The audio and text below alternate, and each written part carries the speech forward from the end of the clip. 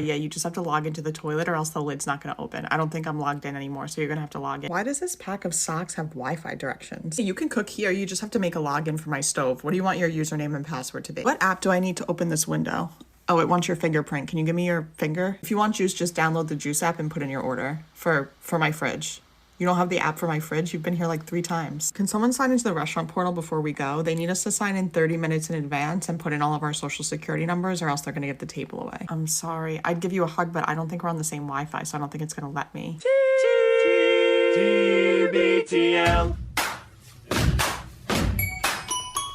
Guess what day it is? Guess what day it is? It's Friday.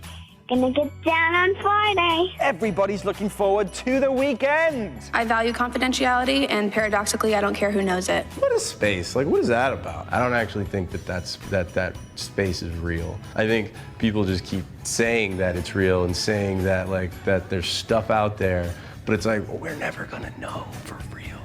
You can't go there. Well, you have found my flabbergast button, and guess what? You've pressed it. Hey, look here, why don't we eat us a few thousand beers and you tell me what's buzzing in the big bad city? Well, all right. Hello, good morning, and welcome everyone to a Friday edition of TBTL, the show that just might be too beautiful to live. We are living in the midst of a podcast boom. My name's Luke Burbank. I'm your host. How about a Fresca? Coming to you from the Madrona Hill studio, perched high above the mighty Columbia, where I'm actually having a Fresca. Sometimes it's art imitating life, imitating art, imitating Fresca. And it is a wonderful Friday here, weather-wise, April the 10th. Oh, Ma, Pa, it's just beautiful. Blue skies, and tell you what that means. Once my work is done today, I am back at it in the yard. Wanted to add a few comments regarding your mole situation. The grass is growing like a weed right now, and the problem is the weeds are growing like weeds. The weeds, the dandelions, are growing in the grass. I just mowed this a couple of days ago, but anyway. We've got much to do here on TBTL before it's time for all of that. It's episode 4703 in a collector series. Let the fun begin. A judge in Seattle has been barred from being a judge because of some shady paperwork that he made up related to a parking discount while he was judging. It's literally illegal. And, this may not break down along the convenient lines that you would expect it to regarding me and my friend Andrew Walsh. That's why you play the game, folks, because you never know who's going to think what on this show. Speaking of Andrew Walsh, longest-running Cobra of the show, maybe best known for his depictions of the tall ships, he's joining me right now. I say, what's up, dog? How are you doing, and how was your sleep last night? Day 2 of raising Luke Jr. A.K.A. Lucy the puppy. I slept well. I was sleep deprived when I talked to you yesterday, and I thought for sure I'd take a nap in the afternoon, but we had some workers over here, and it just didn't really work out that way, which I'm really glad it didn't. I went to bed probably late for you, but early for me, around 11 o'clock last night. Slept all through the night while Genevieve was more on puppy duty. So a couple of things here. First of all, I'll tell you about the past in a moment, but first I think I need to tell you about the future. The future's a mystery. This is going to be, we're basically on day 3. Okay. It's the second day we've woken up, our second full day with Lucy. I've got it all written down somewhere. Exactly. I think today is the day that, and I'm so sorry for this, but I think today is the day that I introduce her to Mariners baseball, which they say, if you love someone, don't do that to them. No, definitely. But the day we picked her up was a day game, so by the time she was in our car, I think the game was over, or mostly over. It didn't really matter. Yesterday was a day off, and now here it is, Friday. There's a normal start time evening baseball game here in Seattle. It's too early for Bark in the Park night, certainly, but it could be. Let's see here. nuzzle in the fuzzle night? No, that's not what we call our living room. Sure. In fact, I don't think you're allowed to say nuzzle on the fuzzle. At least, I don't know if we are restricted Only to Snoop FCC. Dogg is legally allowed to talk that way. But I'm thinking because Genevieve might go out to pick up some food or something later this evening, and maybe it'll be me and Lucy on the couch and the MLB It's time for her app. to meet her third parent, Angie Mentink. That's right. By the way, it's been really great hearing Angie on actual broadcast, not just doing the news report from the dugout, but she's actually doing color commentary during the games. I wasn't sure if because of the realignment of everything. And, of course, I don't know if we talked about it in the show, but I know a lot of listeners were sending us the article about her having some pretty serious health issues in the offseason that she has come back from, which is incredible. Yeah, but to seems like hear she's her doing just, great. hanging in the booth, I really think she's so good. And I think Lucy's going to love her as well. And it's good to have strong woman role models, I feel like, for Lucy. So today might be the day that we're doing that. But things are going, actually, Luke, really well. And the only downside so far is I'm starting to feel a little bit of guilt because Genevieve has been really... I think since I talked to you last, Genevieve has really been doing most of the hard work of training and stuff. But, like, the girl is going to the bathroom outside pretty much on the reg now. Like, it's only day 2. Like, she was peeing on the carpet. I'm not saying that we're never going to have any more accidents, but we were really struggling with getting her to go number 2 outside. Honestly, I would take that level of success for myself. Yeah, I know. And you know what I did? We mostly outside. Very little inside on the mat. We couldn't get her to go. She was finally getting it. Like, I go number 1 outside, but she wasn't making the connection about number 2. So you know what I did? I went number 2 in front of her outside. Yes, right in the driveway. definitely. Right in the driveway. Very smart. With unbroken eye contact from your across the street neighbor. Exactly. What I do is the sign guy. I took out my phone. I showed her I showed her Wordle, and I said, "This is what we do." And then I started playing Wordle, and I dropped Trout. No, of course I didn't do that. But we just kind of started to realize that you see a pattern. She usually has to go almost immediately after her meal times or whatever. So Genevieve was just like really riding herd on that. So I can't take any credit for that. Genevieve has been outside for all of those. Let's call them headlining events, but it is amazing. Like already, I didn't know that she would so quickly pick up. Again, I'm not trying to say that there won't be setbacks or that she won't have accidents here and there or whatever, but it's just like it really feels manageable because the thing that I couldn't get my head around was everybody saying, listen, negative reinforcement doesn't work. That old idea of rolling up a newspaper or whatever obviously is terrible.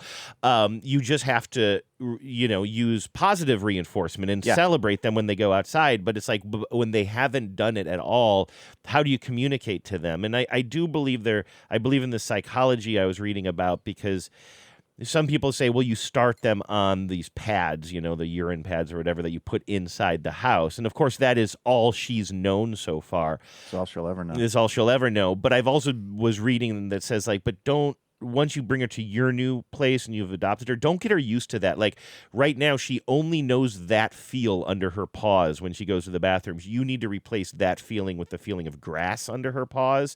And so it's like, how do you convince her that the place where she's outside and a little bit at first scared at the cars going by or whatever, this is the place that you do your business. And if you don't do it once, how do you celebrate it? How do you reinforce behavior that hasn't happened?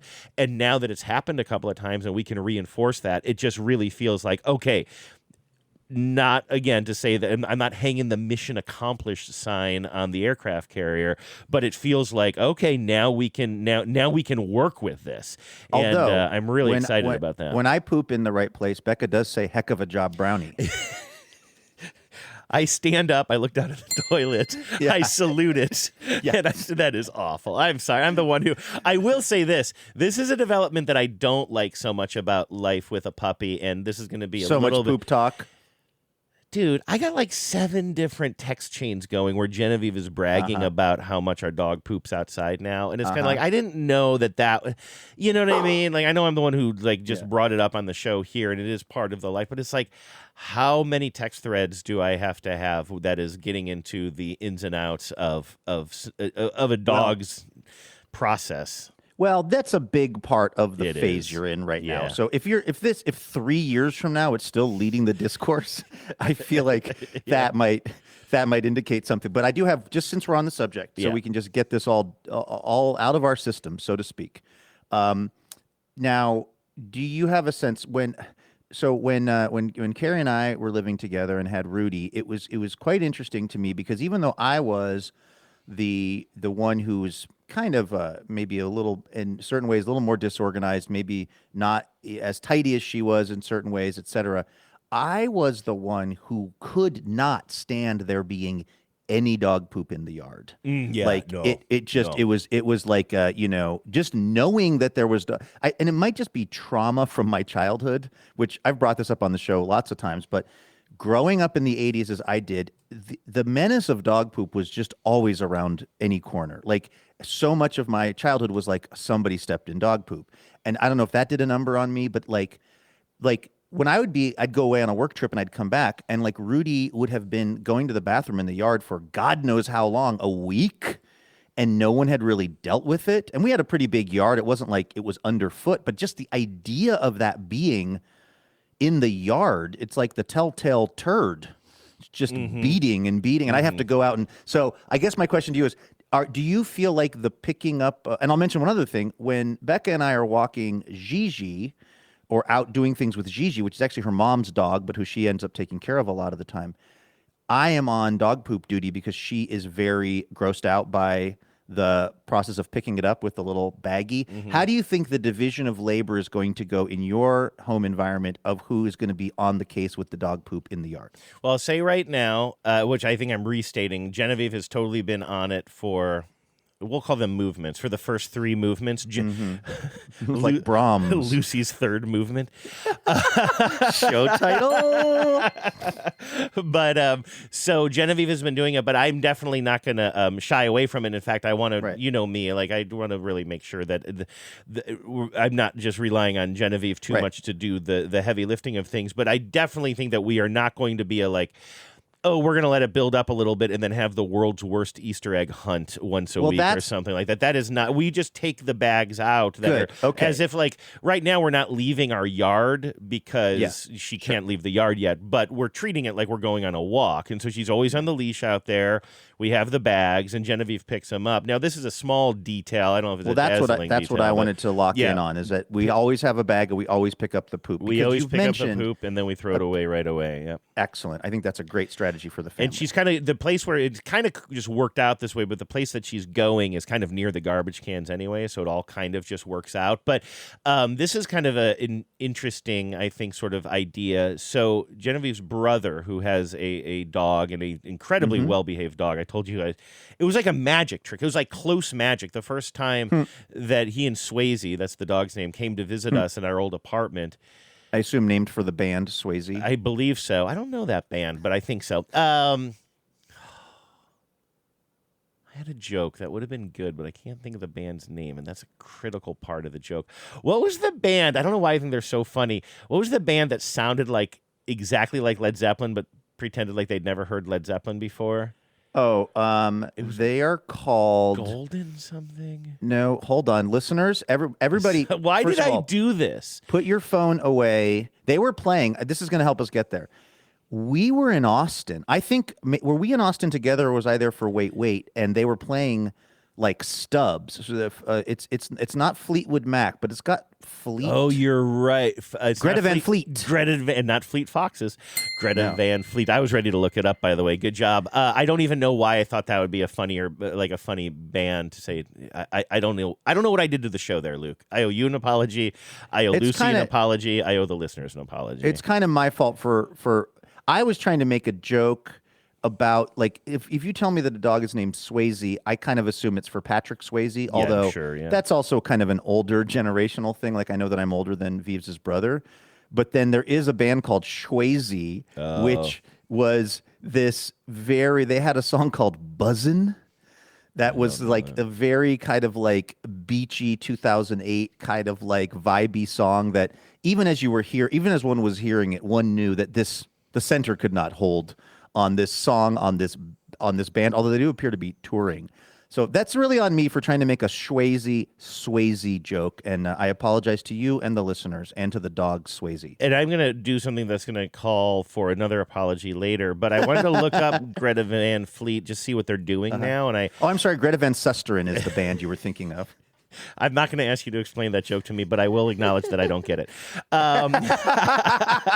We just need a recording of that. Yeah, just play that. You have the truck laughing but not understanding. You have noted the backing up beep of a truck, and that are two things we need on standby at all times. Yeah. I just want to see what's going on with Greta Van Fleet these days. Yeah.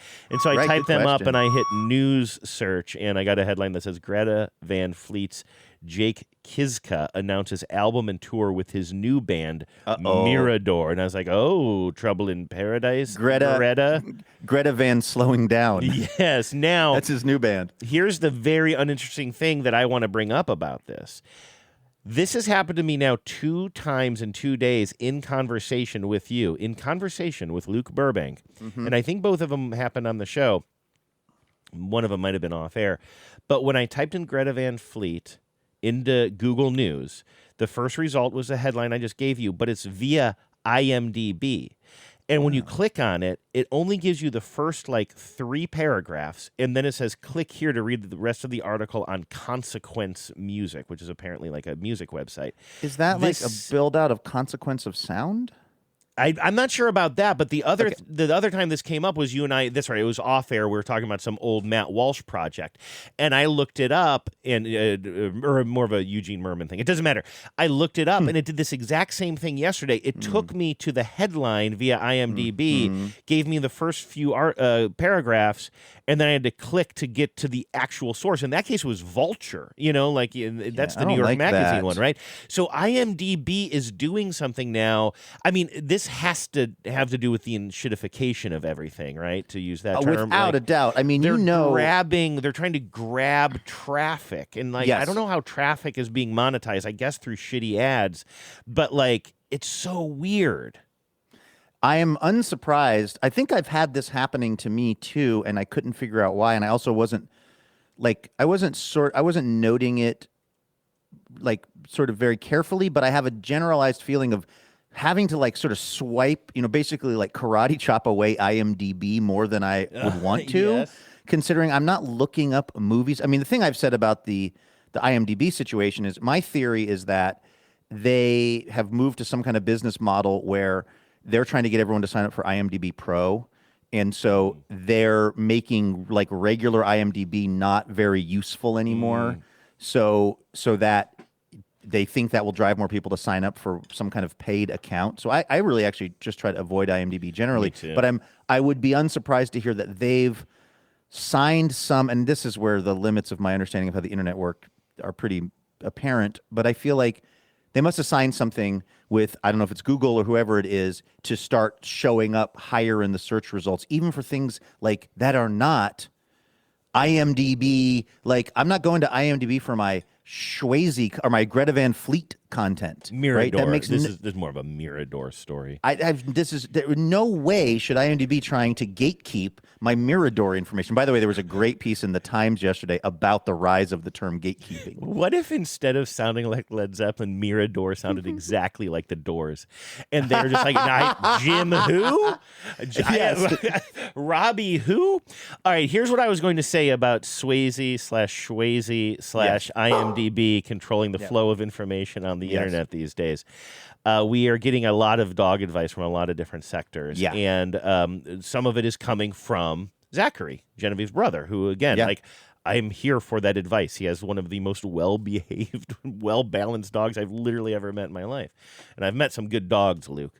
But anyway, stop bragging. He sort of mentioned, he said, one thing you might want to do as you're kind of getting her used to going outside is put down some wood chips. He said, I don't think I know where I first heard this, but it worked for me. There's something about the smell of wood chips that might relax the dog a little bit. But then once they sort of make that association, they'll go out, they'll smell the wood chips, and they'll know that that's what they're there to do. But then he said in a sort of a side bonus of that also is it's easier to clean it up on wood chips. And this is one thing that I have not experienced yet that Genevieve keeps on bringing up in graphic detail to the point where I said, Genevieve, stop, I'm making food now. But she keeps on talking about how gross it is to pick up the dog poop from the grass. She evoked that shag carpeting joke that you like to evoke from time to time. And she... it's a pretty good spoof. So apparently if you can kind of get them to get to go on like a little like kind of maybe low pile of wood chips, which we can kind of set up in the similar place, which is kind of by the garbage bins. And again, yes, I mean I think I made this very clear. We treat it like she goes, we pick it up right away. Whether we're on a walk outside or in our yard, we're going to treat it the same way. So nothing's going to be sitting out, but a pile of wood chips that are maybe easier to like kind of pick get underneath the mess essentially up off of. And now we're getting into the, that's my brother would say back in the day, now we're getting down to it. Is that Sammy? Or that was Dave? Sammy. Yeah. But you had to like, it also, some of it has to do with the consistency. Yeah, Of the, and there is, and I will, here's the one thing. I will occasionally allow for, and I love that I'm allowing for this. This is not my home or my dog. It is my namesake, and I'm sticking to that. Right. But there is the occasional case where, let's say it's very cold outside, and let's say your dog is having maybe a little stomach discomfort. Let's say that the results of the trip outside are not, as George Brett would say, a perfect double tapered chip. We're not contained.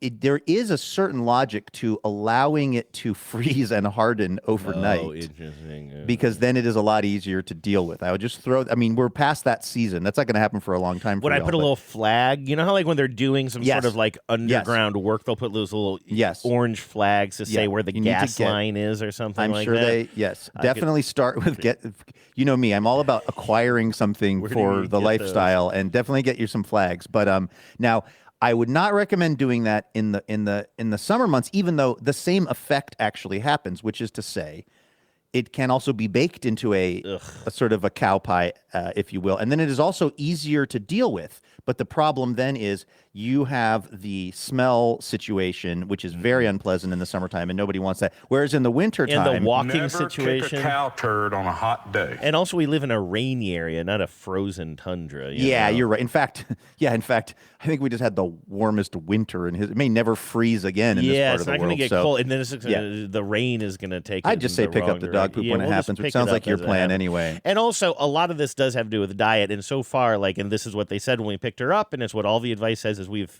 been feeding her chili. Like, you have to be consistent. Like, she has a bowl of chili 3 times a day, pretty spicy. That's what she grew up with, and you don't want to be messing around with that. Exactly. So I'm You assuming can't that will change lead, things up. that'll lead to good gut health. Every now and then I give her one of those Cleveland Kitchen gut health pickles that I tasted on the air for you. Exactly. No, I mean, it sounds like it's all working out really well. It's just a closed system over here. It's great. We was hoping for some razzle-dazzle. Razzle-dazzle. That's right, man, razzle-dazzle. On your mark. On your mark. Get set. Get set. Now ready. Ready. Go. Everybody razzle dazzle. All right, let's thank some dazzling donors. These kind, generous folks are donating dough to TBTL, and that pays for everything. Pays our salaries. It helps us, put together the TBTL-a-thon, which, we're working on right now. People think that, we just get together and chop it up and jawbone for an hour and a half a day. But no, we're having high-level, important meetings. That's right. About this year's thon, left and right. And I think it's going to be really fun, actually. I'm getting very excited about it. Yeah. Watch this space for that. But in the meantime, we want to thank Ann Bost, who's in Newton, Massachusetts. Ann says, happy to support another dazzling year with the business boys and the TBTL community. It's been another year of finding joy in the mundane and creating community through shared drops and Seattle wins. I was secretly pulling for them, much to the disappointment of my family. I have this, and forgive me, Andrew, and forgive me, Ann. I have a vague memory of Ann maybe being Seattle-based at one point. That's somewhere in the back of my brain. I could be wrong about that. And this is a dangerous game, Dano, when I start trying to call out specifics about the lives of the donors. But I'm happy to do some pretty invasive research and stalking if you want me to.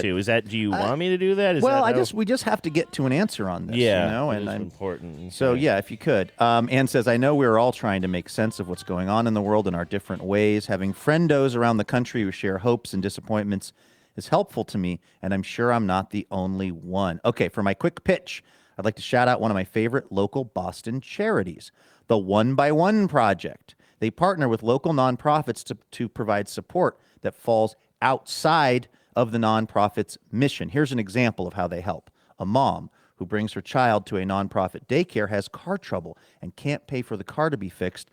The nonprofit notices when the child doesn't come to daycare, so they reach out and find out what's going on. That's incredible. That is taking this sort of idea of wraparound services, which is sometimes how this kind of stuff is referred to a totally new level. I mean, that's a really, really good idea, because for the reasons that Ann just pointed out in that, like I always say on the show, it's very, very expensive to be poor. And when you're economically on the margins, any one thing can just throw off whatever bit of stasis you have in your life, whether it's car trouble, childcare, healthcare, you name it. So this is a really, really good idea. As a daycare, they can't do anything to help fix the car, but they can make a request of the One by One Project to pay for the repairs, which they do. Then the mom's back on the road and the kiddo's back in daycare, and an expense that could have derailed this family. I believe I used the term derailed, Ann. And here you are copying me in the message that you wrote before today. And can we talk about copy echo here? I mean, I don't know if this is the time to talk about lead writing 101, but this is key. And I spell that L-E-D-E, Andrew, yes, you because do. It matters. Yes, you do. Ann says, the mom's back on the road, the kiddo's back in daycare, and the expense that could have derailed the family and so many others who live paycheck to paycheck is covered. In a world that can feel very disjointed and conflicted, knowing that there are people and organizations looking for ways to be a backstop and provide support to those who need it exactly when they need it gives me hope. Plus, the couple who started it have totally bootstrapped it, which gives a lot of TBTL vibes. Wow, that's incredible. Good for these folks, too. If you'd like to learn more and or donate, visit the onebyOneproject.org. The One by One, and one is spelled out ONEBYONE, project.org. Andrew, I'm 49 years young, and it took everything in my power to not say www. I know, because it's in there. It's like here's the thing. I want to give the right information. I want to make sure that when folks like Ann are alerting us to a cool organization like this, that I'm really being very specific with the web URL so people can find it. But I don't think we need the www, but I was so close to reading that. Yeah, here's what I'm going to do. Go to http://www.theonebyOneproject.org. All right, we haven't even gotten to top story. We have a lot to say about it. And I told you I'm on a bit of a time leash myself here, so it's unfair for me to do this. But there is something that lives in my head from my time in college. You can tell I'm looking around for something here that I might not have. But do you remember the other day I told you that I got a jury summons? I had to go. I had to go into the portal, and it's about to. Yeah. So anyway, I did go into the portal as they recommended, and you know, kind of told them, here I am, ready to serve or whatever. But my point is, they contact you via the USPS, via the Postal Service. Mm-hmm. New thing in my life, Luke, I'm trying not to say mail anymore. Vives and I had a long conversation about it, and after these messages this week, I can't say that word mail for some reason. It sounds funny coming out of my mouth, so I'm trying to say post more. I got it in the post. I like it. It's kind of old school. Yeah. All of that is to say, they contacted me via the post on a postcard, and they said, go to this portal to fill out your thing. And it was like http://www. kingcountycourts.gov. But then it was like /service-something/ and it just kept going. I mean, obviously, I just Googled it and got there anyway. Right. But what lived in my head was a commercial that I made. It was a fake commercial that I made for my radio broadcasting class way back in 1998 or something like that, when I was actually going to school for radio production. But Kent State internet, Golden Flash. That's right. Still sounds like a sex crime. But the internet was relatively new there. You know, you didn't have like, go to our website and all commercials. That was just starting to kind of pop up in advertising, and people didn't know how to do it. And I remember, I think Do you remember Kelphalon pans? I think our Yeah, assignment sure. was maybe to do a Kelphalon pan commercial or something like that. Uh-huh. And at the end of my commercial, I put in the URL, and it might have had it was a little bit long. If you were to hear that on the radio today, you'd be like, that's a very long URL to include in your copy for a radio ad, right? But at the time, it was the proper URL, and it was like maybe 1 slash or 2 slashes, and my stupid professor, who was like a radio guy from way back in the day, but I always got the impression that this guy loved being a know-it-all about radio, but hadn't worked in radio in so long, whereas I was actually working in a going concern radio station at the time in a newsroom. Now I was bulky racing carts and, not doing any kind of super heavy lifting, but I was taking daily news feeds from Columbus and the State House News Bureau and everything, and I was just kind of like, you old man, you love to kind of swing your leash around in here and act like we're all these little pups. I've really got puppies on the mind. Yeah. You like to spread your wood chips. But you know what I mean? Did you ever have professors like that who really acted like, first of all, there was this thing about, you want to get into radio? My first advice for you is don't. There was always that attitude back in the day. Like, you think you're going to be spinning rock and roll? If you hate country, your first job is going to be sorting country records. Or there's all this kind of gatekeeping, as we like to say, and just kind of I've been there and I knew it. And I was like, you're an old man. You don't even know what the internet is, and the technology you used was so far away from what I'm actually doing in the newsroom at WKSU right now, and I was very irritated by that. But now, whenever I hear a long URL, I think about that guy.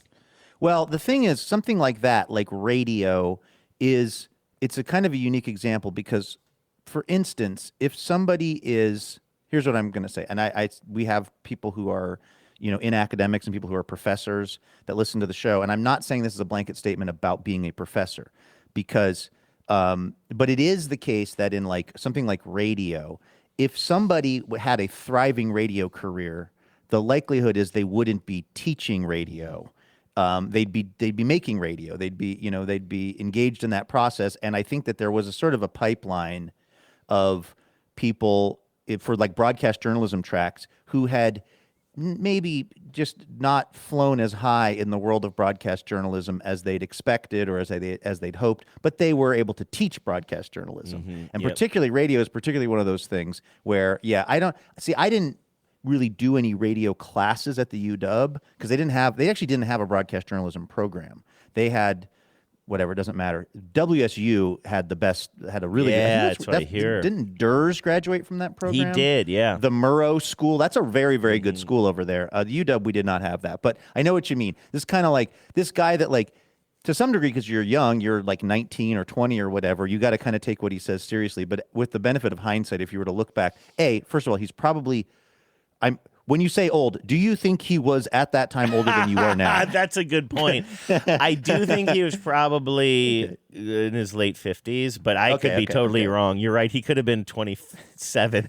I thought everybody was so old. Yeah, and actually, this is a really good question. I should actually ask some of my friends who went through that course with me. Well, Anne wraps things up by saying, thanks for all you do and for keeping the TBTL light shining bright. Anne, thank you for supporting TBTL. Thanks for telling us about the 1x1 project. And thank you for being an undercover Seahawks fan. I think it really helped during the Super Bowl, particularly with you being in Massachusetts. So thank you for that. Maestro? On your mark. On your mark. Get set. Get set. Now ready. Ready. Go. Everybody razzle dazzle. Look who it is. It's Camion Geyer. And Camion with the very helpful explainer of how we say Camion's name, because I feel like in years past, I've, much like the heart of the Mariner's Order, I've been swinging and missing, Andrew. I've not been able to catch up to the fastball that is Camion's name. Camion, the first name, or Geyer, the last name? The first name. Because I think I thought that one year I thought we were missing an R. I thought we were looking at a Cameron where there had been an R. I don't remember because I was that. unfamiliar with the name. The Geyer is helpful too, though. I mean, I think that is probably where you'd land on this. Yes. But it says Geyer rhymed with Meyer, and that's pretty helpful. And it says, Camion doesn't have a handy rhyme. Maybe Tammy-un? Yeah, that actually is a helpful rhyme. Exactly. Or, I like this. You can call me Cammy, as my real-life friendos do. I like to think that I'm a real-life friend of Cammy. Cammy, you have paid us more than you have paid your real-life friendos over the years. That's a good point, I hope. We're friends in real life, and honestly, we rely on you more than your actual friends do. Yes, so that's right. Let's go with the familiar. Cammy. That's right. Let's get Cammy rid Geyer. of the Usted. Thank you. I wanted to make that joke, but I know Usted is the formal, but I didn't know really anything past that, and so I just kind of clammed up. Cammy is in Belfair, Washington. Beautiful Belfair, Washington. Not far from where my sister Hannion lives, in Shelton. It's all kind of in the same area. Because you guys make me laugh out loud every once in a while. All right, Cammy. We'll take it. Hey, you know what? Once in a while, we'll take it. If I could get Genevieve to say that, I'd be happy. And you make me smile frequently. That gets 2 dings. And you often make me ache with tenderness when you bare your souls to us. Oh. That's why I want to support what you do and continue to grow old with you. I thank you. That's from Cammy and Belfair. Oh, grow old with us. That's, that's you and I were having. We don't need to rehash all of it, but you and I did about, I don't know what, 60% of a show before we started recording we did today. like 45 minutes. Yeah. And by the way, we covered all of the how do you watch baseball games now in the given media environment that I almost teed up on the show earlier this week. And I told the listeners, no, we won't go there because I respect you too much. And we did have that conversation off air today. And Luke is still using the MLB app. We foamed that off before the show, but then we got into aging and just thinking about life and things that Cammy is kind of referring to here. And it's funny because, we've been doing this thing now for coming up on 20 years. And I mean, I don't have any plans to stop. Certainly as long as the listeners want us to do it and as long as we're able to do this as our job, we're here for it. But I do kind of wonder about, like, there will be an end to this thing. And also we make a lot of jokes at our own expense about how we're getting older and we're not relevant and we don't know what the new cool terminology is or whatever. But this idea that maybe that's a feature, not a bug, the idea that we are growing old with the listeners in kind of a maybe sort of a beautiful way, in a Country Time lemonade ad kind of way. We're all just kind of hanging out with each other for years and years and years. That's a really sweet way to think about this. Instead of me being like, the march of time is unrelenting and I'm becoming less relevant by the day, which is true.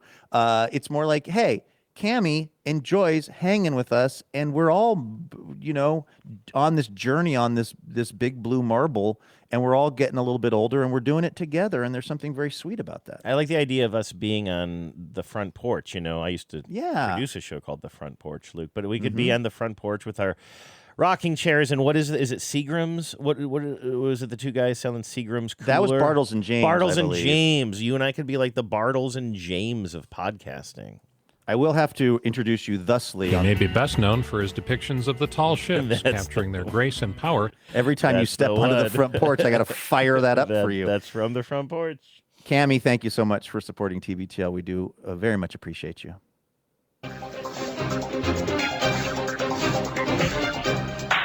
Hello and welcome to Top Story. We've been covering judges in the news a lot lately, Andrew, if you think about it. Well, a judge in the news, that guy that was being a jerk in Texas. But 2 judges in 2 weeks still seems like a lot of judges in the news for us. This is a headline from the Seattle Times. I guess it was yesterday, but it was new to me this morning, and it was a piece by Lauren Girgis writing in the Times. The headline is, Washington Supreme Court removes judge for faking document to get cheap parking. Not even free parking, which is an interesting detail of the story, by the way. Totally. So there's an attorney who works as a judge pro tem, which is temporary judge in King County District Court. This was back in 2023. His name's David Ruzmna.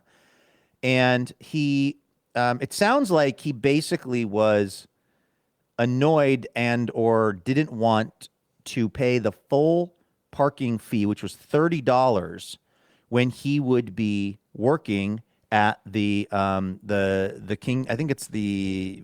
Let's see. I think this is the King County Court. This is I'm okay. doing We're that talking off about the the King dome. County Court. Yeah. No, I think you're right though. He had worked as a judge pro tem in the Seattle Municipal Court, the Snohomish County District Court, and the Superior Court in King County. I think this was the King County courthouse, maybe. Yeah, it is. Basically, it was $30 to park there if you're just like, I guess, a normal person. But if you were employed with the King County District Court, you would get wait for it, $10 off your parking.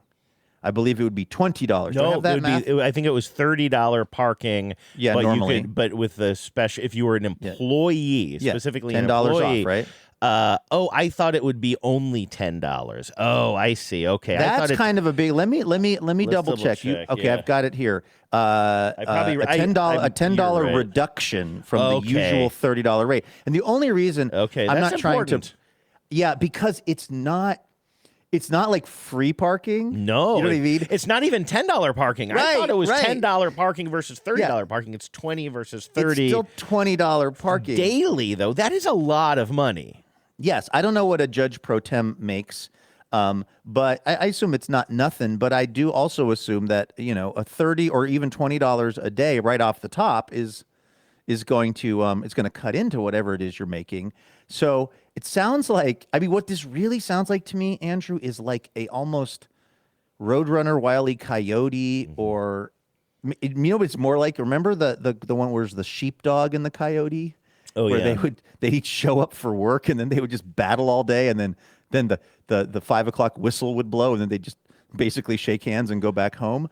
It sounds like there was some kind of issue between David Ruzmna and a parking attendant. Well, you know what it really reminds me of, and I know this will be a little bit lost on you because I don't think you watched this series, but it is so reminiscent to me. Better Call Saul. Yeah. Oh, you did see. Oh, you watched the beginning of that. I forgot. Enough Yes. into it that I remember the parking booth. That was, and that's situation. kind of how the Yes. series begins. And that guy, Mike, who's the toll booth operator, ends up playing a huge part. And of course, it was a prequel, so you already would know this. But the guy, Mike, who runs the toll booth, is a huge character in the Breaking Bad / Better Call Sauliverse. And so, yeah, like that. And it's literally at a courthouse, and it's a lawyer fighting with a toll booth. Yeah. I remember it's Saul leaving the courthouse every day, getting into these confrontations because he didn't get the proper stamp or didn't want to pay or whatever this it was. Is so similar. It's You're absolutely so right. similar, but in this case, like, and I'm sorry to jump in, but it's not like, I found this story very interesting because I read the headline, oh man, this guy wanted cheaper parking, so he forged some documents. But like, no, there were other steps. There were other confrontations with the person who was collecting, I'm going to keep on calling it a toll, which is wrong, but like, who was collecting the money before you could get out of the garage. Like, the judge had already tried to like kind of finagle this situation and failed. The person was holding firm, so that's when he created this document. I think that's a really interesting wrinkle of this story, because when he whipped this thing out finally, suspicions must have already been raised. Exactly. The incident pertained to an ongoing dispute, again, reading from the Times here, concerning a discount parking rate available to King County employees, which allowed a $10 reduction from the usual $30 a day. County IDs were required to get the discount, and pro tem judges did not receive a badge. Ruzmna had shown the attendant his name placard and judicial robes in an attempt to get the discount previously. I love. Look at me, I'm a judge. I got the wig. Yeah, would a person who didn't deserve $10 off their parking have these robes, sir? Exactly. He showed him the robes, which the attendant did not accept. And now it's a thing, right? Now it's a thing. Ruzmna testified the exchanges were friendly and cordial. The fraudulent document that Ruzmna eventually shows up with stated that he was employed by the King County District Court, and it bore a court seal, and it was stamped with the signature of the judge for whom Ruzmna was serving as pro tem. In other words, the judge that Ruzmna was filling in for. Only judges and clerks or administrative staff are allowed to use the court seal. So here is obviously what happened. He was fuming. He'd shown him the gavel. He'd shown him his nameplate. He'd shown him the robes. He'd shown him the wig. He'd done everything he could. And so he's sitting there at his desk filling in, maybe even covering, I don't know, traffic disputes, people driving in the bus only lane, even though they have a great story, who knows? And he's like, types up this letter ostensibly from this other judge saying, David Ruzmina is employed with the court and is allowed to get the discount. He stamps it with the stamp of Judge Rebecca C. Robertson, who he's filling in for, and then this other, actually very handsome kind of, what would you call that color of blue? Indigo blue? Royal blue, King County District Court stamp, stamped February 16th, 2023, and then he brings it to the parking attendant. Now, I don't know if this is addressed in the story, Andrew. I'm not sure if even this got him the discount. I don't know if this parking attendant ever relented on the $10. That's a really good, because this is not written how he kind of got caught here, but I guess my assumption is like he's gone through, he said, oh, come on, look, I got my robes. What was the other thing that he showed? His gavel or something? No, he showed his nameplate. His nameplate. I believe like that sits on his desk. It says like Judge Ruzmina. Like, look, I'm literally, the person's like, no, I'm sorry, that just, I have to follow the rules or whatever. I'm play acting here. I'm role playing. And then, so maybe the next day or at some point later, he comes through and he's like, look, I got it. And it's just literally a piece of it's just typewritten. Yeah. It says David Ruzmina is employed with the King County District Court as Judge Pro Tem.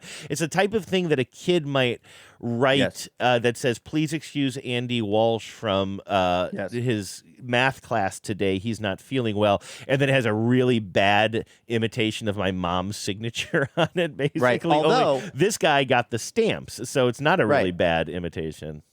But like, again, the article doesn't even indicate if, I guess to so me it's maybe like, he hands it over and says, look, I have it. And the person says, I don't believe you. I believe that the person he's confronting at the booth, I'm picturing a booth. Yes. They might have just said, no, jig is up, Judge. And maybe taken a picture of it or something. Maybe. Or somehow. Yeah. Like, I have a feeling in all of this, he never got past that parking gate for the price of $20, which is wild to think about.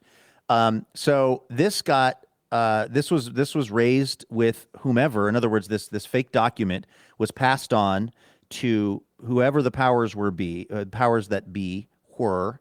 And I think what's been happening is, this went to the Washington State Supreme Court, but the way that the Supreme Court works is it doesn't start there. So this must have worked its way up through the courts. The question as to if he should be removed from, because I guess I'm sure that the initial if you will, ruling or decision around this was, you cannot use another judge's official stamp to try to get a deal on parking. Like that judge's stamp is a very sacred, is a very sacred thing that conveys the full, I guess, power and weight of that position. Yeah. And you can't be, that's the same. You're forging a document, and essentially. And forging a document with a judge's name, I understand that is a pretty serious offense. Now, here's what Ruzmina said in a statement. He said that this was basically, he argued that the incident was an ill-advised joke. And this is where I don't Andrew, believe that part, by the way. Oh, not for a second. No. It's not a joke. Listen, I know about ill-advised jokes. Okay, it's a topic I'm an expert on. I know from an ill-advised. This is him trying to get $10 off. But what's funny is Greta Van Fleet. No, that's on me. That's on me. See the second part of this statement though, and this is where I can understand his frustration.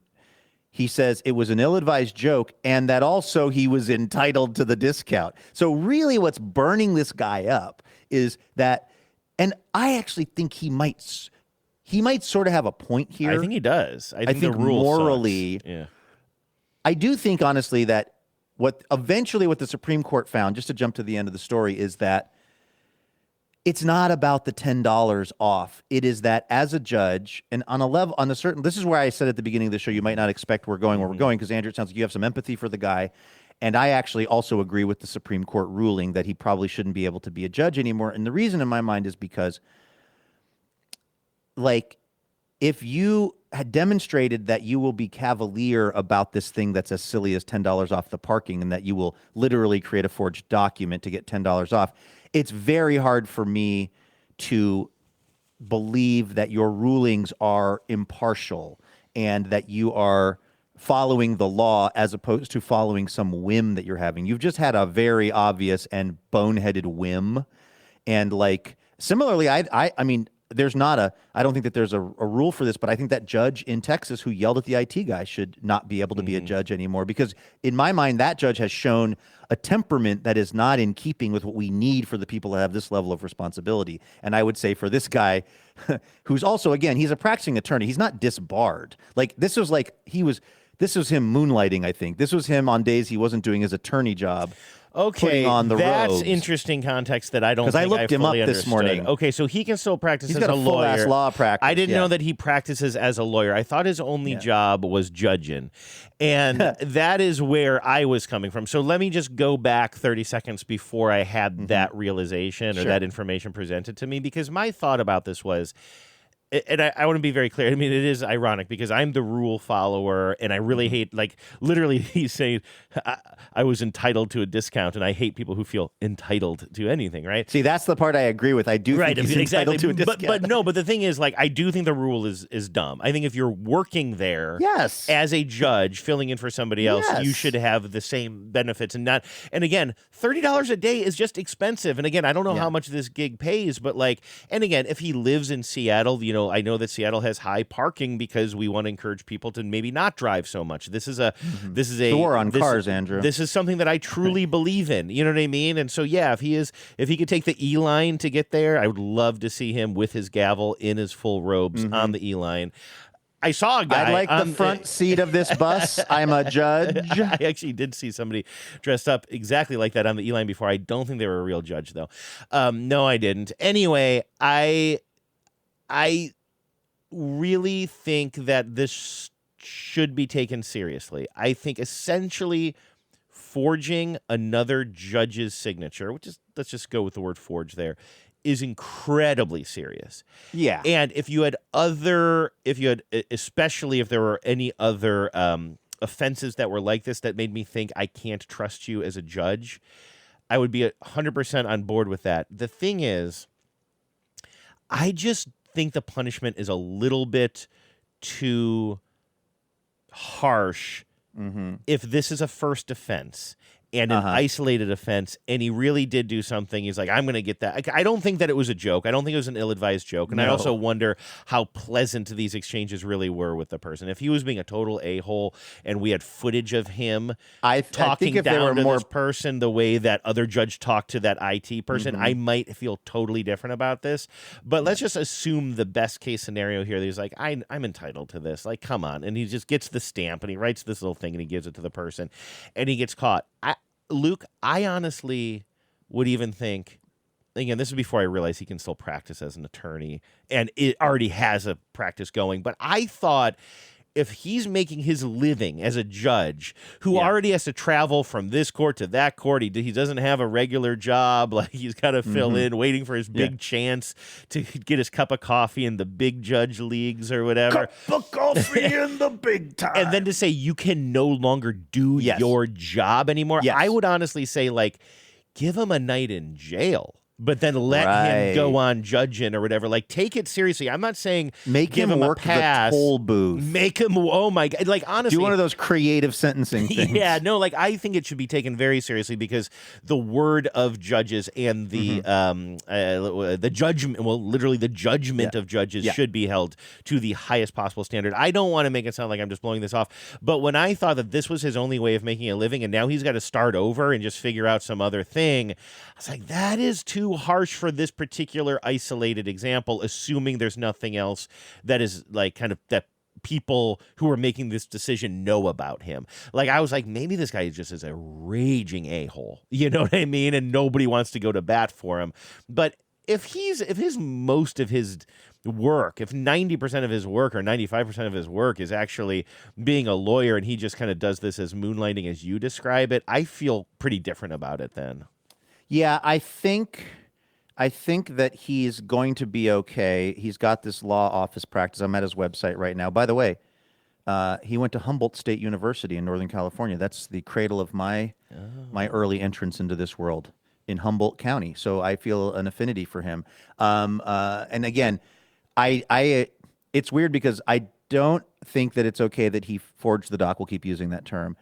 But I actually also, this is how I go through the world, being mad at that. I feel like the rule is somehow immoral in a way. And I think we've already talked about, or we've already established this, that like, and I agree with if that, if you're working at the court professionally, you should be able to park there for something that's not going to essentially erase half of the money that you're earning during your time there, just for anybody. But yeah, I think he's going to be all right. He graduated cum laude from Seattle University School of Law, where he served on the editorial board of the Seattle University Law Review. I'm with you though that I also think. My guess is that the interactions, the same guy who said, it was a joke. Can I believe him on the interactions being cordial with the parking booth attendant? Because my sense is if they were, we wouldn't be reading this article. As I am often saying, you can catch more flies with honey than vinegar. I feel like if he would have actually, what I'm wondering is if he wasn't a bit curt with the park, like this parking person had it out for him. You know that if I saw a video of him being a jerk and punching down, I'd have very different feelings about absolutely. This. Yeah. And we don't have any, listen, we're dealing with an attorney here. We don't want to get ourselves in trouble. So we don't have any insight into this, but I'm speculating here that if this would have in fact been a lighthearted and fun little kind of like cat and mouse game, little, hey, cut me a break, kind of like a friendly deal, I don't think this would have made it all the way up the ladder. I think that I have a feeling that this was extremely Better Call Saul, actually, Andrew, and that there was there might have been some interactions that left the parking attendant feeling less than great. And it's so rare that in that position you're able to actually sort of exact justice on a person who's maybe a bit in a higher station than you. I just sent you a link to an article. I'm wondering if maybe if not this article, maybe even this photo of him, because I'm looking up, like, he's been written up, he's been interviewed before, and this is thebossmagazine.com did a profile on Bruce him just Springsteen last started year. a mag? First he started a podcast, and then he started a magazine. Obama is the editor, in fact. It's amazing. That's right. But look at this. He's at home hugging his big dog. What kind of a dog is that? A very, very collie, sweet dog. Like maybe an collie. Australian Shepherd of some kind? Yeah, black and white dog. And like I keep on seeing that he's like, I don't know. I'm just like reading all these little blurbs about him. I'm trying to like find some like paragraphs that make it sound like he is actually somebody who is. He can't give it. He's a judge. He can't give his opinion on things. But like maybe this guy is a big sweetie, or maybe he was a jerk punching down. I don't know. It's hard to know because I also have real questions about Boss Magazine. Yeah. As I'm scrolling through it, and it's mostly Zergnet ads for Tirzepatide. His success is not marked by flashy verdicts or viral courtroom moments. Well, actually, it's gone pretty viral for the parking thing. It's built on something more enduring: trust, time, and thoughtful strategy. David Ruzmna is a man who listens first, speaks with care. This is allegedly an article about him, Andrew, but I have a feeling this might be more in the pay-to-play category of how we write about people. I mean, otherwise, this person is just really, really, really a fan of this guy's work.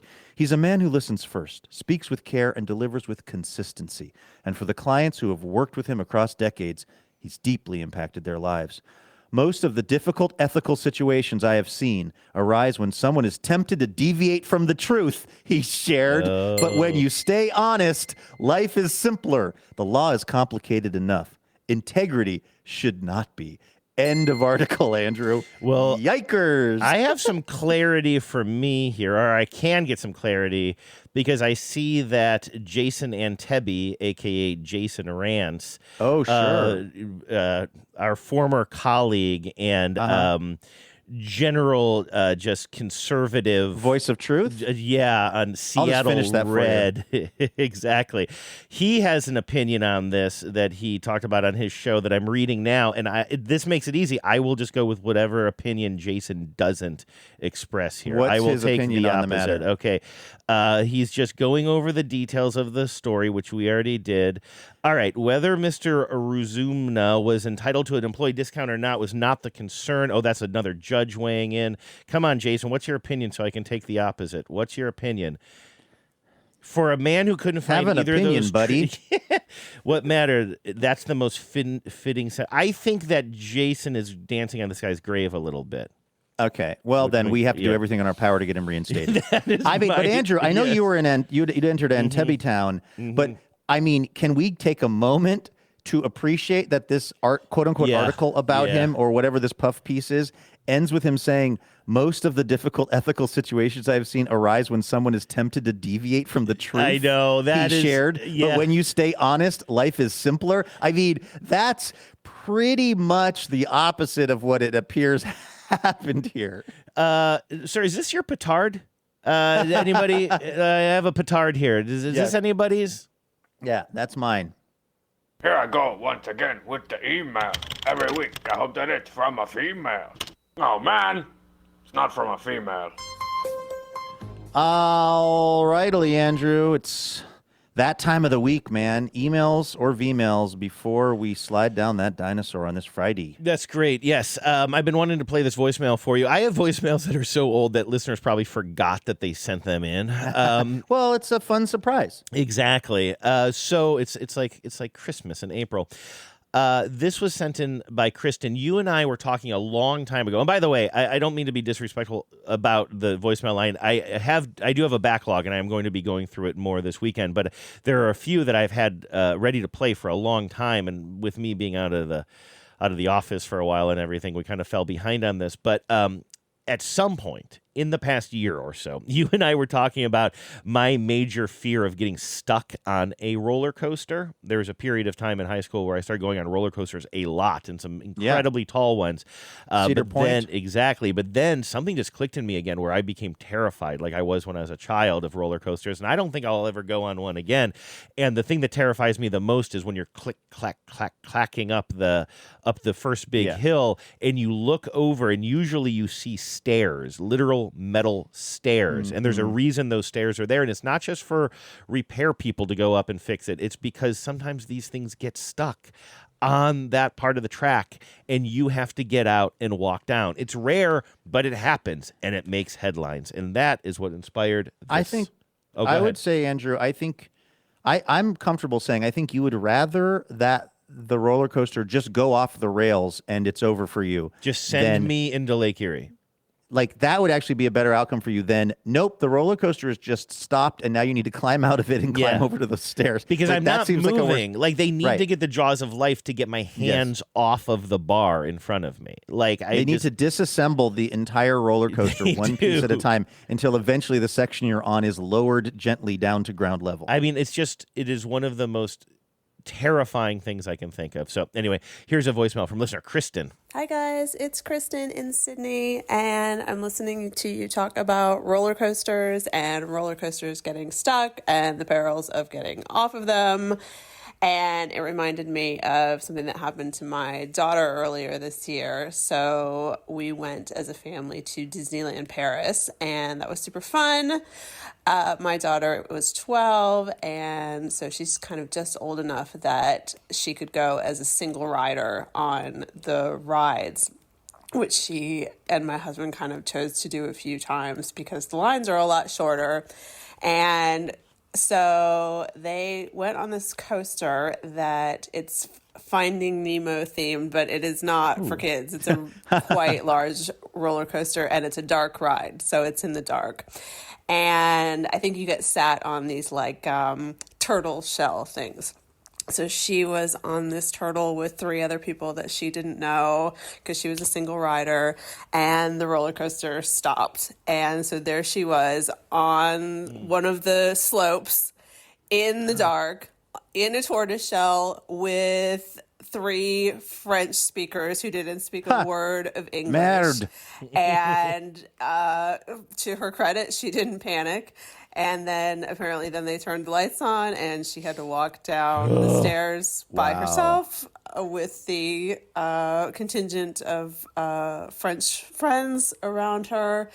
And full credit to this brave kid. She was not bothered. She just was like, that was so cool. I got to see what the Ugh. inside looked like with the lights turned on.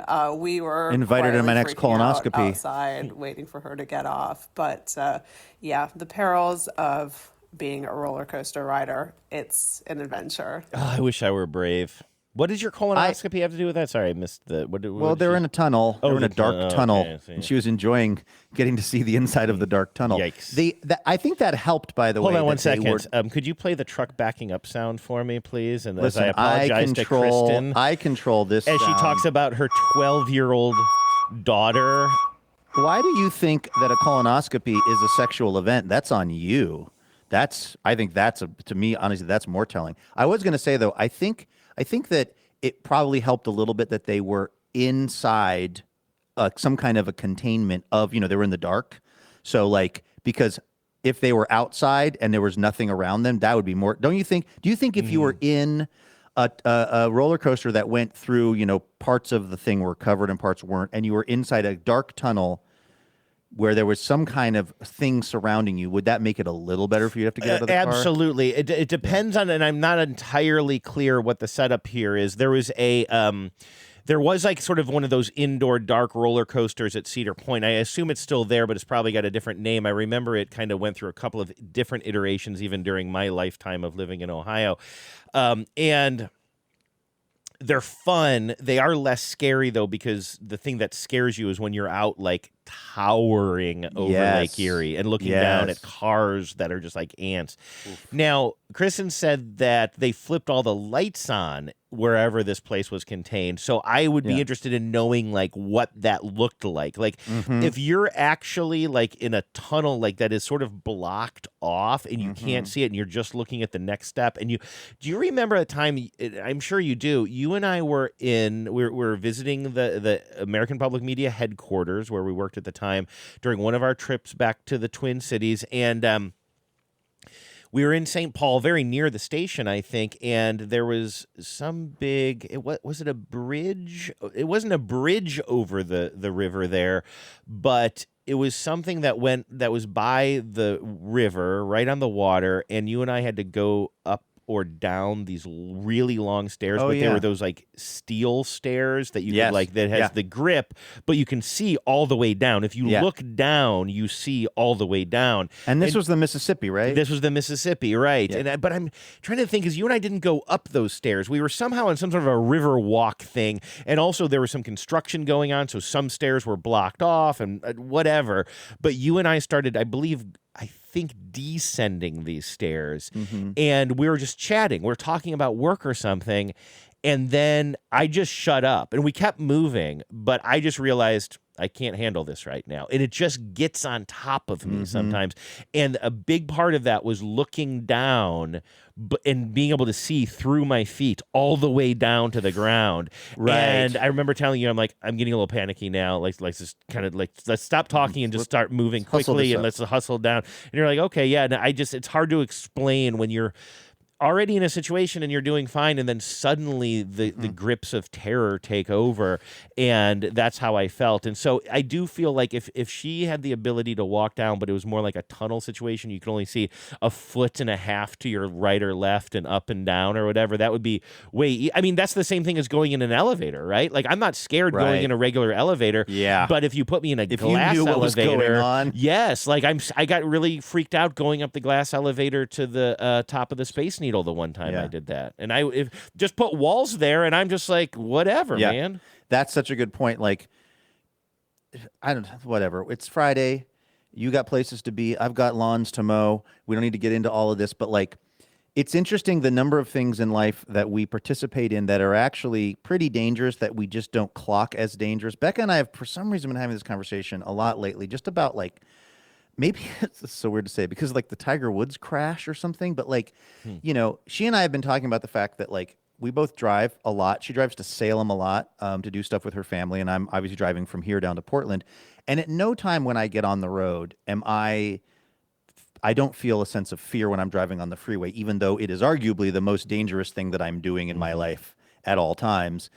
And same thing with like an elevator. I mean, elevators are very safe, but like I get in an elevator and I don't take 1 second to worry about my safety. And yet if I actually could see the inner workings or the outer workings of that thing, if I could see where I am in this building 19 floors up, how high off the ground I am, there's some weird thing where there are certain things that our minds are able to disconnect from, and they just don't feel dangerous, even though they sort of are, or at least something, that could be dangerous. And then there's the other stuff that, like, you put me in the water and you tell me there was a great white shark in this water 3 days ago. Yeah. I'm terrified. Mm-hmm. but I get on the freeway and I'm going 80 miles an hour, and I don't know what everyone else around me is. Actually, I was driving home last night from Livewire, and I don't want to get the fear on this because I got to drive a lot. I do not want to get into a headspace where I get nervous on the freeway, but I was driving home from Livewire, and it was about 10:30, 11 o'clock at night, and I was, of course, very much in my right mind, no alcohol or anything else in my system, but I started to have this thought of, like, what's up with everybody else on I-5 right now? And I think it was because this car passed me from behind really fast, like came right up on, I was in the middle lane and came right up on me, and then just without even really braking, just kind of zoomed into the right lane to go around me. And I just had this immediate thought, like, I don't know what's going on in that person's mind. Like, Tiger Woods clipped a landscaping truck. It was a truck that was pulling a trailer with like lawn equipment in it. And he just came, according to the police, hauling up behind this truck and clipped the side of it. And fortunately for them, they were okay. He flipped his vehicle. But I don't know why. There's something weird about that happening in the way it did from behind in the light of day when the person's just working, the person driving the truck. Yeah. Like, you just never know what's going on with anyone else. Yeah. And like, I'm almost like, I kind of wish I wouldn't have let that into my head, because now I'm starting to like, I mean, also maybe it's a good thing. Maybe this is what defensive driving is. Maybe I'm a little more aware on the roads, but I don't know. That's a weird place to take the show here at the very end of the week. I got like 2 days ago, I was the closest I've ever been in to being in an actual accident on the road.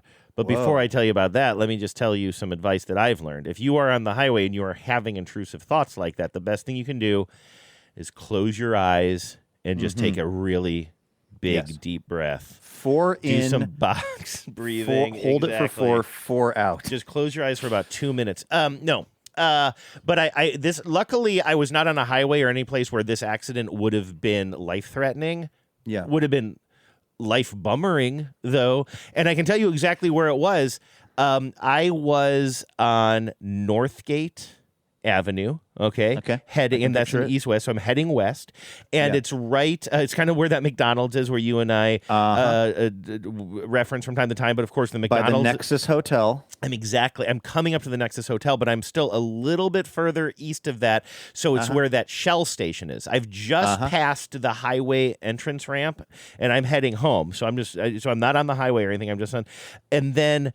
There's a car, heavy traffic. It's like 4 o'clock in the afternoon. We had just brought our puppy home, and Lucy was home with Genevieve, and I had to go run out to the store or something.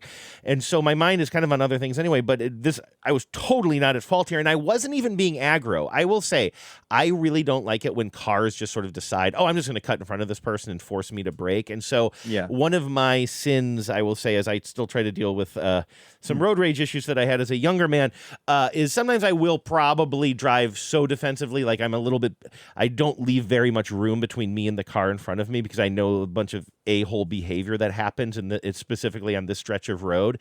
But I was not even doing that. I wasn't thinking like, I don't want anybody to cut me off here. I'm just driving, and we're coming up to some backed up traffic where there's a red light well in advance of us, and it's a 2-lane road. I'm in the right-hand lane. There's a car in front of me in the left-hand lane, and they're coming to a stop. I'm coming to a stop, kind of right behind them and next to them, and this person clearly did not look to see if there was a car in the right-hand lane, and he just... I slammed on my brakes so hard that it did that click, click, click, click, clicking thing. I mean, if there was ice or any slickness, we would have hit. I had to slam on my brakes so hard because he just decided to take a left. Lanes. Not just change lanes, take a left in front of me and keep going into the gas station. Basically, I was in the lane that could have turned right into the gas station legally. This person just made a last-minute decision that they wanted to get gas and just cut in front of me. So he went from the left lane to the right lane. He went from the left lane across the right lane into the parking lot in front of me, so that I had to slam on my brakes so hard and my horn, and then like he just pulls into the gas station, and I just like slowed down and gave him the biggest middle finger I could. I only have like my fingers are You do only have pretty so big hands. Yeah, No, they're big, And though. I was just like, Luke, I got to be honest with you. This is where. And I'm glad I didn't do this, but there are demons inside me. You know I've never gotten into like a real physical fight before, but I had to fight every instinct not to pull into that gas station, because he pulled into the gas station and then drove all the way in front. And then I saw him kind of looking at me, but not even looking like he had done anything wrong. And I don't know what I would have done, Luke. I'm not a fighter. But there was this moment where all of my instinct was, well, you follow that guy. I mean, you take care of this. And I didn't. It's not even mental. It's not mental. It's physical. At that point. Yes. Your body is feeling this feeling so strongly. So mad. And I was and it was just like I had to. If I had not slammed on the brakes so hard that they clicked on me, we would have been in an accident. And while I had a 30-minute-year-old puppy, as far as I was concerned, back at home. You know what I mean? And I'm actually very glad that is where I was heading home, because I was able to I was able to compose myself very, very quickly too. I was just like, what are you doing? Like that. I'm glad that bad thing didn't happen. And now you're going home to Genevieve and Lucy, and with the new collar that I had just picked up, everything's fine. But there was just, the split second of pure, unadulterated rage, and maybe that would have been the moment where I would have Popeyed him to the moon, as you like to. I weep for whoever receives your first and last punch of your adult life. I just couldn't believe it, but you know what's fun? Well, I'm really glad that you were able to act quickly and obviously avoid the accident. I'm glad you didn't follow the guy into the parking lot. And again, I know we do have to get out of here, but it's really interesting what it is that ticks me off on the road versus maybe what it is that ticks you off. Because, so I know I just said that when I was driving home from Livewire last night, I got a little sketched out by a car driving kind of erratically late at night. Well, driving down there, so it's 3:30 in the afternoon or something. I had I wasn't mad at the guy who kind of erratically came up behind me and went around me. I was just more like, I should really be aware of who's out here and what their state of mind is. The person I was mad at was as I was driving down to do the show, and it's I-5. I don't know how many lanes it is, 4 lanes or something. And I don't usually hang out on the right lane to slow people down at all. I generally drive in the middle lane. But then if the person in the middle lane is being slow, I get into the right lane long enough to pass them. Then I get back over in the middle lane. And there was something that happened where I had gotten into the right lane, but there was a car in front of me that was going not, they were probably doing the speed limit. But I couldn't. Basically what happened was, somehow, I was just trying to go around this car in the middle lane, but I was delayed a little bit by the car that was in the left lane. I've probably been screwing up the lanes here. But anyway, all I was doing was driving pretty normally. I wasn't doing that thing where I'm hanging out in the left lane, just like, doing the speed limit in the left lane, slowing everybody down. I don't do that. But somehow in all of this, I was just driving based on what the traffic would allow me to do. And then a woman in like a Subaru or something, she does the move where, imagine this, I'm in the middle lane, the car in front of me is going slowly, so now I'm going over to the left lane, I'm trying to go around it, and as I get around the car in the center lane, and I'm starting to get back in the center lane, this Subaru has now zoomed up the right lane, and she's looking at me and doing a kind of like, I can't believe this guy to me. Like, what in the, I think she must have been behind me at some point and felt like somehow I had done some move that made her annoyed with me. And she gave me this, just hands up, what is wrong with you? And when I tell you, Andrew, that I was very tempted to, lay on the horn or follow her or flip her off, none of which I did. You could have borrowed my hands. If my hands were as big as yours, I would do more flipping off. Honestly, I feel like you're leaving money on the table. Yeah, I know. You have a middle finger that could be seen from space. In fact, Artemis 2 reported it's one of the few things they could see without instrumentation from orbit. But, it's funny because somebody pulling a bonehead move where they cross in front of me and almost cause an accident, that would get my adrenaline going. I don't think my reaction would be anger, but if someone is judging me, If someone is giving me an indication that they are saying I did something wrong, I'm bad at driving, I'm a moron, that's where that gets animated in me. That's what it's like. That's the thing that kills me. I told you that the time that I followed that guy for all those miles in Seattle because he had said to me, he had given me a look because he thought I ran a red light on purpose. Yeah, I remember that. I was thinking about that, yeah. I had run the red light. I had run the red light, but only because, in my defense, if I can quote the attorney David Ruzmna for a minute, I felt like it was an immoral stoplight. You could not tell who the red light pertained to. I did not mean to go through the red light. I was very chagrined, but there was no other traffic around. I get to the next light and the guy yells at me, "Get off your phone." And I had not been on my phone. And that moment of him finding me wanting in some way or lacking or whatever, that's the one that really, you don't like being judged. I think that I don't like being. I mean, nobody likes it, but that's the one that makes my brain go into a totally irrational mode. Yeah. Whereas if people are just doing boneheaded driving, for some reason that doesn't trigger me as much. But anyway. Well, all right. Here's to hoping that our road rage incidents are minimal. I'll take it. I'm just like, we're done here. We're done here. No, I'm sorry. I hit the wrong thing. What if from now on, like, middle of the show, you're just in the middle of a sentence, I'm like, you know what? Power out. I'm out of here. Andrew, you have me confused with someone who wants to do more show. All right, I absolutely deputize you to call this thing whatever you see fit. I'm getting text messages from upstairs saying that my services are required, so we do gotta get out of here. Yeah. All right, man. Well, good luck this weekend. Thank you. With Lucy. You know what I haven't told you? 2 things. I'll update you on Monday. Number 1, Bingo and Lucy have met. It's going pretty well. I've seen photos. Number 2, a big part of this thing that I have not told you is Genevieve's leaving next weekend. So for the first time, I'm going to be an only parent with a dog, which has got me. You're going to be like Michael Keaton and Mr. Mom. You're going to be in a public restroom with Lucy, holding her up because somehow I feel like that was the cover of the VHS tape. Like you're right. Of Mr. Mom. Anyway, all right. Thanks for listening, everybody. That's going to do it for this episode, and it's going to bring us to the end of our broadcast week. But we will be back here Monday with more Imaginary Radio. So please join us for that. In the meantime, have a great weekend, everybody. Stay safe out on the roads and on the roller coasters. Go Mariners, and please remember, no mountain too tall. And good luck to all.